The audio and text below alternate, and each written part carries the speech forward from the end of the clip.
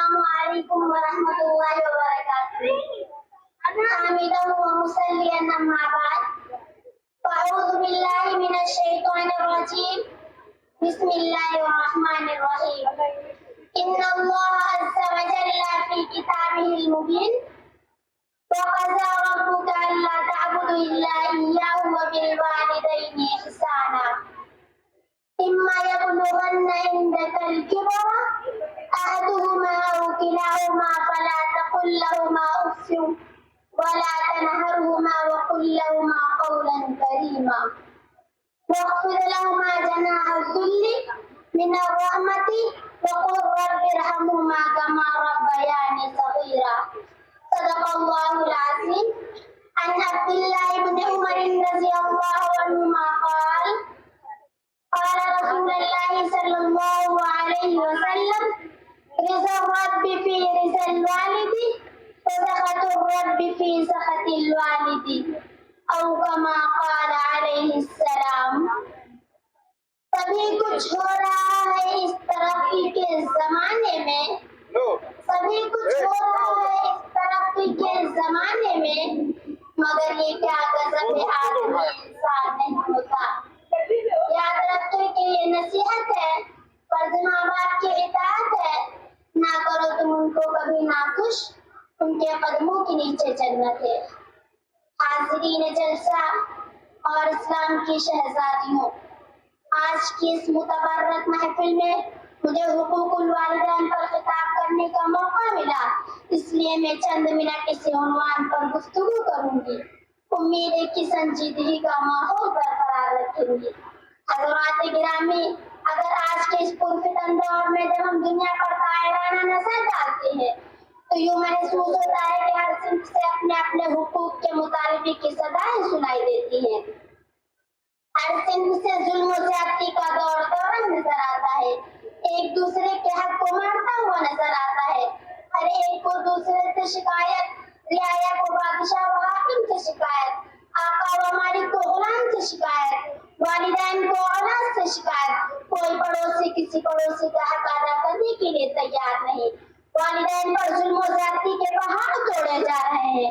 ان کی عزت و احترام و آداب کو پامال کیا جا رہا ہے.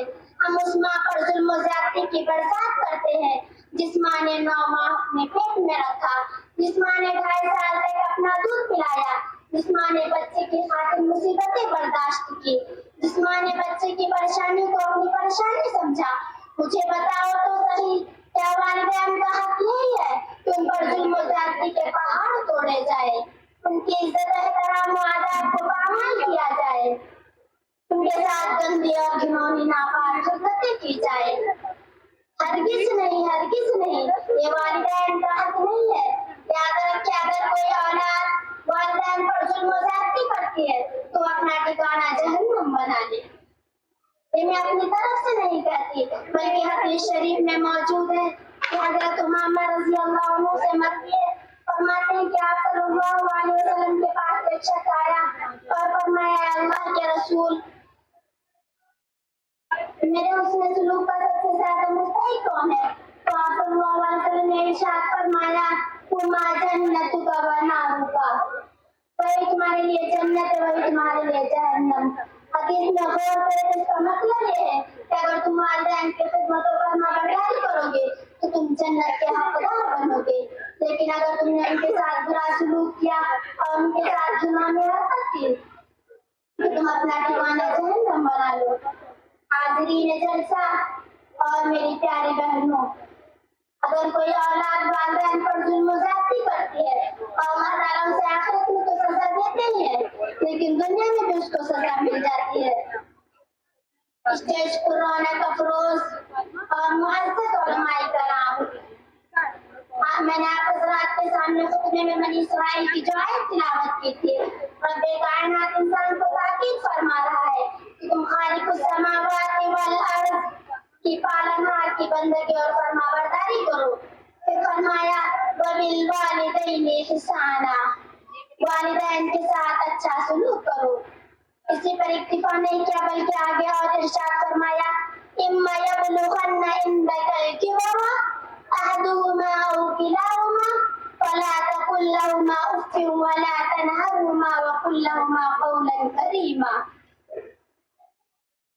اگر تمہارے سامنے تمہارے والدین میں سے کوئی ایک یا دونوں بڑھاپے کی عمر کو پہنچ جائے تم ان کو اوپری مت کرنا، بلکہ ان کے آگے تم عزت احترام اور نرمی سے گفتگو کرنا، ان کے آگے اپنے عاجزی کے بازو کو بچھا دینا، ان کے لیے دعائیں کرتے رہنا. رب ارحمہما کما ربیانی صغیرا.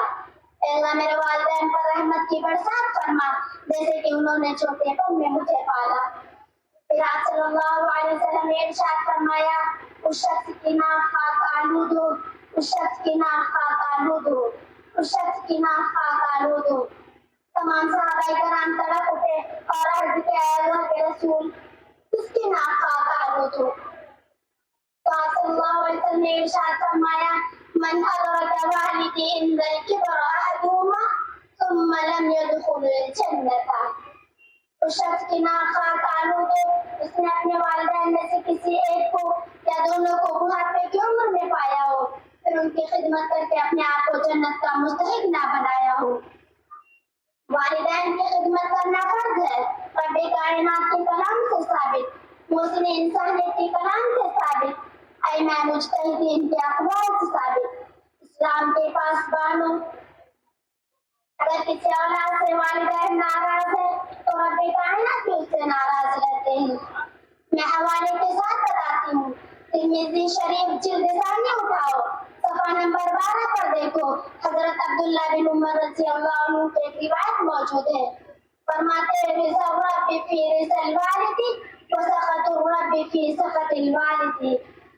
جس اولاد سے والدین رضامند ہیں تو رب کائنات اس سے راضی رہتے ہیں، جس اولاد سے والدین ناخوش ہے تو رب کائنات اس سے ناخوش رہتے ہیں. اگر کسی اولاد سے والدین رضامند ہے تو رب کائنات اس سے راضی، محسن انسانیت اس سے راضی، ائمہ مجتہدین اس سے راضی، جنت کی حور اس سے راضی، انسان و جن اس سے راضی، سارہ کائنات اس سے راضی.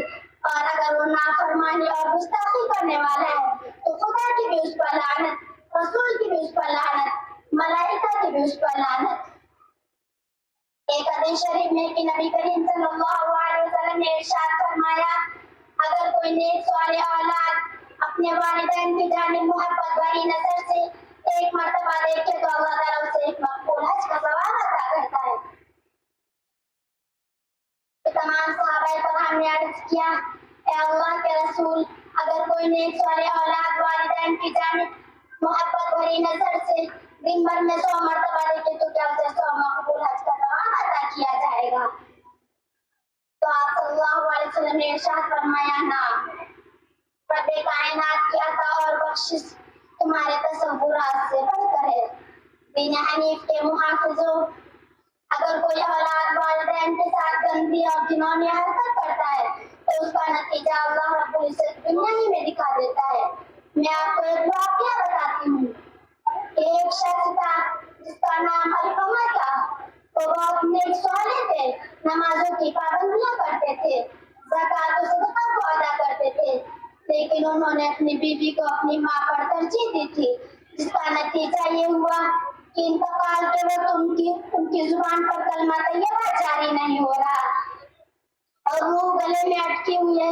لوگ قرآن کی تلاوتیں کر رہے ہیں اور دعائیں بھی کی جا رہی ہیں لیکن روح جسم سے نکلنے کا نام نہیں لے رہی. علقمہ تکلیف کی وجہ سے تڑپ رہے تھے. جب اس واقعے کی اطلاع آپ صلی اللہ علیہ وسلم کو دی گئی تو آپ صلی اللہ علیہ وسلم نے ارشاد فرمایا کیا اس کے والدین میں سے کوئی زندہ ہے؟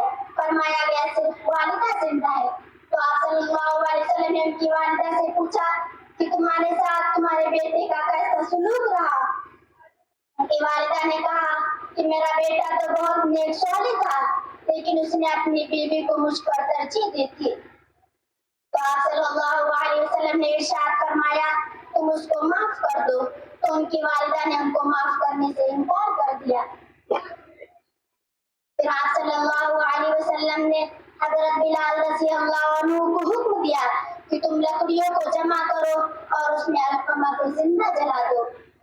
جب اس کی خبر ان کی والدہ کو ہوئی کہ میرے بیٹے کو زندہ جلا دیا جائے گا تو ممتا جوش میں آئی اور کہنے لگی اے اللہ کے رسول، میں آپ کو اور تمام لوگوں کو گواہ بناتی ہوں کہ میں نے علقمہ کو معاف کیا ہے۔